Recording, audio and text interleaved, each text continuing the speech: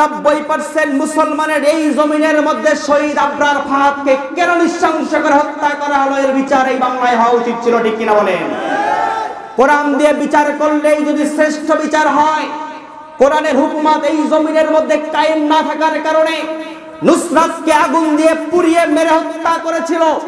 কোরআন দিয়ে বিচার ফয়সালা না করার কারণে জাতির শ্রেষ্ঠ সন্তান 50 বছর আল্লাহর কোরআনের কথা বলেছে, শহীদ আল্লামা দেলোয়ার হোসেন সাঈদীকে ইনজেকশন পুশ করে ক্লিনিক্যাল ডেথ করে পৃথিবীর জমিন থেকে বিদায় করেছে, ঠিক কিনা বলেন? কোরআন দিয়ে বিচার ফয়সালা তারা করতে পারে নাই। এই জমিনের মধ্যে জলটাকে শহীদ আতিকুল ইসলাম আপনকে তারা নৃশংসভাবে বন্দুকের গুলি করে তাদেরকে পৃথিবী থেকে বিদায় করেছে, ঠিক কিনা বলেন? কোরআন দিয়ে বিচার তারা ফয়সালা করতে পারে নাই। এই জমিনের মধ্যে মানুষ তার ন্যায্য অধিকার ফিরে পায় নাই।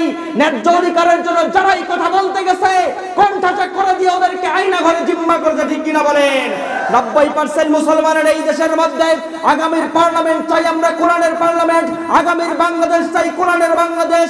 এই কোরআনের বাংলাদেশ গড়তে গেলে এক স্বৈরাচার যেমন বিদায় নিয়েছে, আর এক স্বৈরাচারকে আমরা বিদায় করতে রাজি আছি।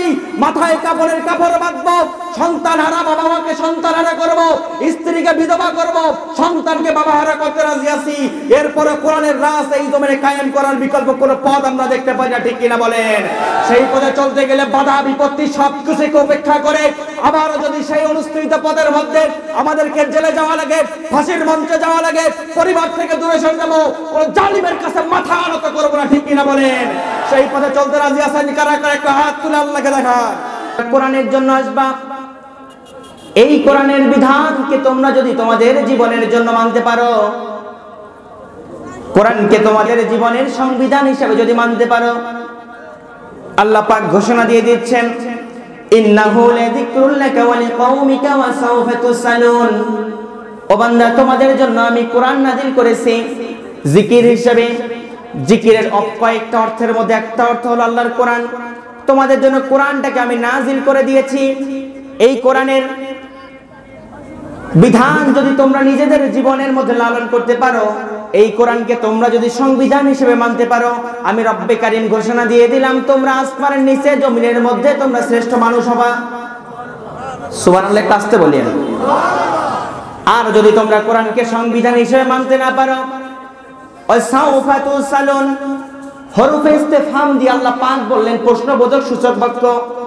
আল্লাহ পাক বলেন, কোরআনকে যদি সংবিধান মানতে না পারো বান্দা, কাল কিয়ামতের দিন আমি রব্বে কারীম তোমাদেরকে প্রশ্ন করব। দুনিয়ার জমিনের মধ্যে কেউ মামলা দিলে, মামলা সত্য হোক আর মিথ্যা হোক, একদিন জামিন পাওয়ার সুযোগ আছে, কিন্তু পরকালে আল্লাহ যদি মামলা দেয় সেই মামলা থেকে বাঁচার কোনো পথ থাকবে না। আল্লাহ যদি মামলা দেয়, প্রশ্নবিদ্ধ করে, এখন বলেন তো দেখি, আপনাকে যদি প্রশ্ন করা হয়, উত্তর যদি আপনার জানা থাকে, তার মানে আপনি বুক ফুলে সঠিক উত্তর দিতে পারবেন। আর যদি আপনার বুকে উত্তর জানা না থাকে, আপনাকে প্রশ্ন করলে ওই যে হেবলাকান্ত ছাত্রের মতো শুধু মুখে মুখে তাকিয়ে থাকবেন, আর কোনো উত্তর থাকবে। ক্লাসের মধ্যে কয়েক শ্রেণী স্টুডেন্ট থাকে, একটা কোয়ালিটি থাকে হাই লেভেলের, ঠিক না? আরেকটা থাকে মিডিয়াম প্রকৃতির, আর একটা স্টুডেন্ট থাকে শেষরা হেবলাকান্ত টাইপ, থাকে না? পড়াশোনা কিচ্ছু পারে না, যাই জিগাবে শুধু মুখে দেখবে থাকবে আর হাসবে। কি হয় না এরকম? কিয়ামতের দিন আপনার কাছে সঠিক জবাব থাকে, ছাত্র তো জানবে তার পরীক্ষার রেজাল্ট কেমন হবে, ঠিক না? আল্লাহ পাক কিয়ামতের দিন যদি আপনাকে আমাকে প্রশ্ন করে, সঠিক উত্তর যদি দিতে পারি, ঠিকানা কোথায়? কোথায়? আর যদি সঠিক উত্তর দিতে না পারি, ঠিকানা কোথায়? জাহান্নাম। আল্লাহ পাক যদি প্রশ্নবিদ্ধ করে, সেদিন বাঁচার কোনো পথ। আল্লাহ রাসূল সাল্লাল্লাহু আলাইহি সাল্লাম বলছেন, ও বান্দা, দুনিয়ার জমিনের মানুষেরা শোনো, এই কোরআন দিয়ে তোমরা যদি মান ক্বালা বিহি সাদাকা, কোরআন দিয়ে যদি তোমরা কথা বলো, তোমাদের কথাটাই হলো আসমানের নিচে জমিনের উপরে শ্রেষ্ঠ কথা, সত্য কথা। সুবহানাল্লাহ বলেন না? আর যদি তোমরা ওয়ামান আমিলা বিহি উজরা, কোরআন দিয়ে যদি আমল করো, এই আমলটা হচ্ছে আসমানের নিচে জমিনের উপরে শ্রেষ্ঠ আমল। সুবহানাল্লাহ বলেন না? আপনাদের মনে কষ্ট হচ্ছে না? একটু হাতগুলো উঁচু করে বলেন তো, লিল্লাহি তাকবীর, লিল্লাহি তাকবীর। হাত নামান। আল্লাহ রাসূল বলতেছেন, ওয়ামান আমিলা বিহি উজরা, কোরআন দিয়ে যারা আমল করে, এদের আমলটা হচ্ছে আসমানের নিচে জমিনের উপরে শ্রেষ্ঠ আমল। সুবহানাল্লাহ বলেন। ওয়ামান হাকামা বিহি আদালা, কোরআন দিয়ে যারা বিচার ফায়সালা করে এদের বিচারটা হয় দুনিয়ার জমিনের মধ্যে, আসমানের নিচে জমিনের উপরে সর্বশ্রেষ্ঠ বিচার। এখন বলেন তো দেখি, 90% মুসলমানের এই দেশ বাংলাদেশ 71 সালে স্বাধীন হয়েছে। স্বাধীনের পরবর্তী সময় থেকে যত শাসক ক্ষমতার মধ্যে ছিল, কেউ কি আল্লাহর কোরআন দিয়ে দুনিয়ার জমিনে বিচার ফায়সালা করেছে নাকি? অথচ প্রত্যেকের পরিচয় ছিল মুসলমান। কথা বলেন ঠিক কিনা? প্রত্যেকের পরিচয় ছিল তারা মুসলমান।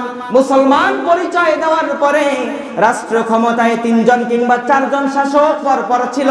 এরা যেমন কোরআন দিয়ে বিচার ফায়সালা করতে পারে নাই, আমাদের কথা হলো 90% মুসলমানের এই দেশটা আগামীর বাংলাদেশ গড়ার জন্য কোরআনের সংসদ ছাড়া এর বিকল্প কোনো কিছুই আমরা দেখতে চাই না।